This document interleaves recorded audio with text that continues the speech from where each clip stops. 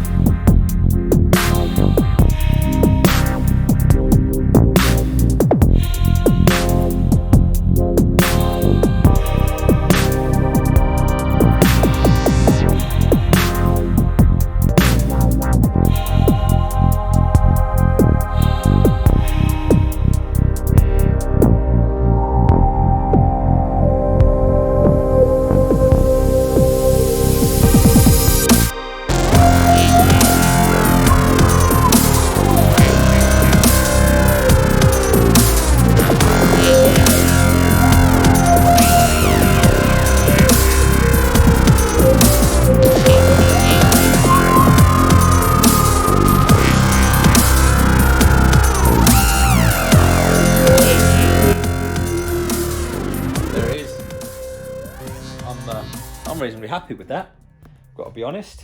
There is a mountain of orange peel on this wing, absolute mountain. But there's about 8 coats on there, so there's plenty of paint on there for me to be able to wet, flat and buff. The front's not as bad, but I will wet, flat and buff the lower half. I won't bother with any of this up here because obviously that's behind the bonnet and it's got a nice shine to it still, you can see in the light there. I will wet, flat this and buff that. And then this wing here, actually, I mean, it still needs a wet flat anyway. I'll do the whole lot so it's all nice and glassy, but this side didn't spray on too bad. I think my main problem with this here was it was okay until I did the very last coat, and I think the paint had been sitting in the gun for a bit too long, and I think the activator had started to go off because it is quite cold down here. Beautiful UK weather, so I have been using 15 to 25 degree hardener, which obviously it says there, speedy, which starts to tack off in about 20 minutes. I mean, it's been about 17, 18 degrees in here. And other things, you know, first time really using the gun and that kind of thing. So the settings might have been a bit, I think the pressure was probably a bit low on it.